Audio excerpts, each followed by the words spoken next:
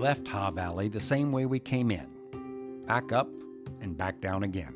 Pretty nice. Meters. Though this time the clouds had lifted, no doubt warded off by the successful Blessed Rainy Day rituals and revelry.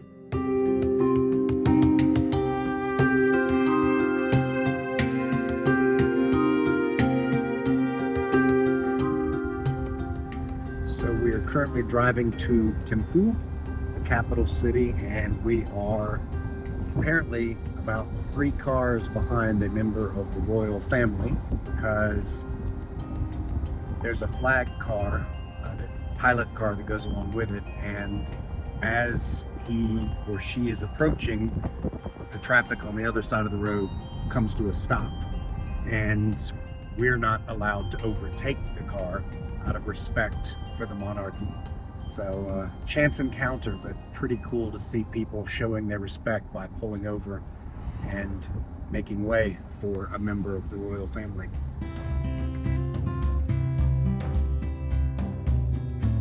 Within a few more hours, we found ourselves in Thimphu, Bhutan's political and economic epicenter, home to the royal family and to the nation's most important government institutions. Watching over this city is a massive statue of Buddha, still somewhat under construction. It's 167 feet tall and is one of the largest sitting Buddha statues in the world. The inside, where photos are forbidden, houses tens of thousands of smaller Buddha statues with the goal of eventually having 100,000. Nearby is the National Memorial Chorten, a prominent religious monument built in memory of Bhutan's third king.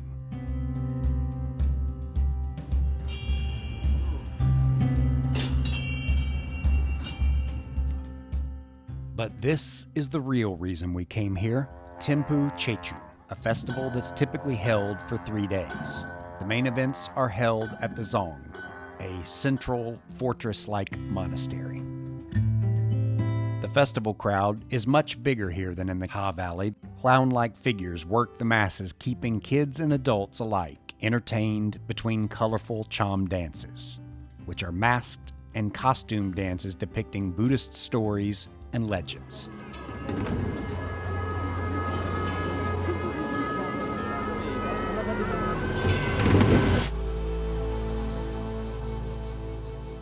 So one like she's wearing, how long would it take to make a dress like this? It will take around 11 months. 11 months. So you're saying that these can cost anywhere from what, 1,000 to 2,000, depending on depending on the pattern and then material they use. Mm-hmm. And they're mainly worn, something that expensive is worn for special occasions? Yeah, especially like public gatherings, festivals, wedding ceremony and all. So this is a ko. This is traditional attire for a male here, and this is not something that you rarely see. In fact, you see it all the time. This is the standard attire for a gentleman here in Bhutan. And I have to say, it's not only incredibly comfortable, but you've essentially got the world's biggest pocket that I learned from my friend Pincho, that you can put anything in here. It goes on from here and then goes all the way around from here and then gets out from here. And we can use it for multiple purposes. Everything goes in here, like phone, sunglasses. Then we can keep our books, notepads. Even we can use it as a baby carrier, newborn baby carrier. Wow. And in olden times, so we have a saying that men should carry a wooden cup and a dagger inside the world's largest pocket. A dagger and a wooden cup? Yeah, a dagger and a wooden cup, because we cannot say when we are going to meet with a bad enemy or good local wine. So how do you feel with the national dress? I feel like I've been missing out all week. From the current capital city of Thimphu, we ventured further east, and arguably further back in time, to Punakha, which was Bhutan's original capital until 1955. Punakha Valley is shocking, not just because of its sunshine yellow rice paddies and postcard-perfect village vistas, But this valley is also famous for its, well, you'll see. Parents, you might want to cover the kids' eyes for a minute. We parked at Sopsokha, a small village. But size doesn't seem to matter here. As you penetrate this tiny town, you'll quickly notice countless paintings and sculptures of phalluses. Phalli? Phallices? Whatever you call them. They're erected in the windows and in the shops. They're even splattered across the walls of homes and businesses. The devout not only believe that these symbols ward off evil spirits, but they're also symbols of fertility. And it's all to honor one crazy old Buddhist monk known affectionately as the Divine Madman. Something of a 15th century folk hero with a penchant for penises, Lama Drukpa Kunle was infamous for his unorthodox, eccentric, lewd, and even crass ways of teaching Buddhism to common people.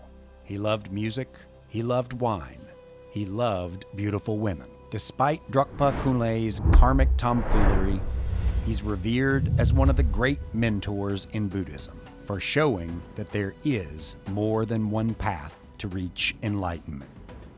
Today, couples desperately hoping to conceive flock here from all over the world to visit Chimi Lhakhang, the Temple of Fertility built in 1499 to honor the Divine Madman. Inside the temple is a photo album full of photos of couples who have conceived within weeks or just a few months after visiting this sacred place, including women into their late 40s. The center of Punakha's power stood, and still stands, in Punakha Dzong, one of Bhutan's most inspired architectural marvels. So we're here at Punakha Dzong. So Dzong literally means the fortress. So this fortress is historically the most important fortress in our country.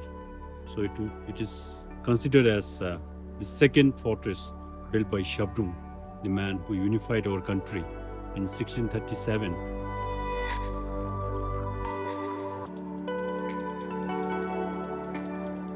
Known as the Palace of Great Happiness, Punakha Dzong is part fortress and part religious shrine. Strategically located at the confluence of the Po Chhu and the Mo Chhu rivers, known as the Father River and the Mother River, respectively. This imposing complex was built in 1638 by a Tibetan Buddhist who unified Bhutan and is credited with establishing a number of other important fortresses throughout the country. Punakha Dzong has been the site of many momentous events throughout the nation's history, including the coronation of Bhutan's very first king.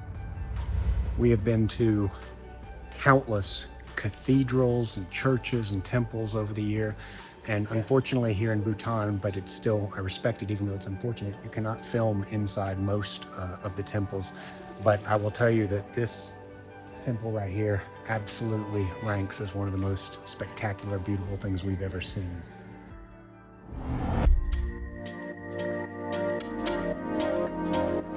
A click upriver from the fortress, we crossed Bhutan's longest suspension bridge. Just shy of 600 feet long, the steel cable and wood plank bridge is adorned with colorful prayer flags that perpetually flutter in the valley breeze.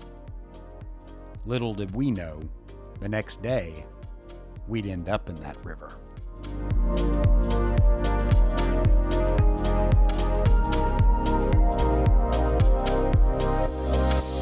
We spent the night at Derma Farm Resort, a charming mountaintop farm stay where they grow the food you eat.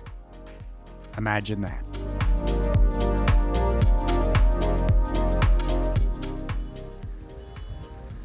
Are you gonna cry?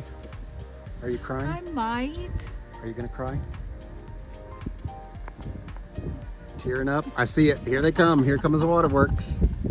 She's emotional, folks. She's a basket case. Stop.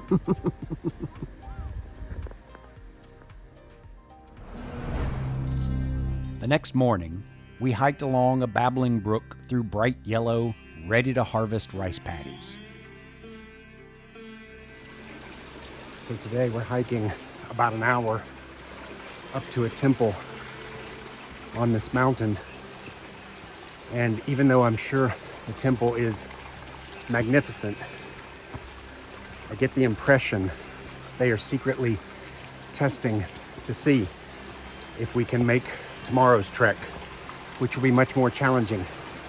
We're going to the legendary Tiger's Nest, one of the most iconic, if not the most iconic monastery in the world. And it's going to be about 3 hours uphill to get there and about 2 hours back down. Pincho hasn't told us this, but I have a feeling that if we can't make it to this temple today, Tiger's Nest is a no-go.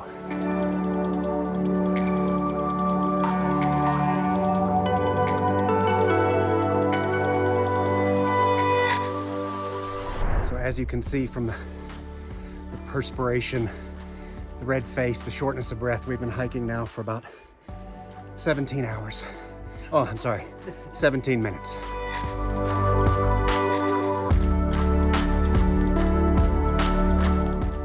Pincho, do all of the great Buddha masters wear Lululemon like this? Yoga pants? Okay, just checking to make sure she has the right attire. Just a modern yoga master. Modern yoga master, okay. Past the ubiquitous prayer wheel and up a steep incline to Khamsum, Yulley, Namgyal, Chorten. So we made it, and you say we've now been approved? So you are approved for the Tiger Nest hike tomorrow. Nice. Good luck and all the best. And then we had to use a defibrillator on me twice on the way up, so.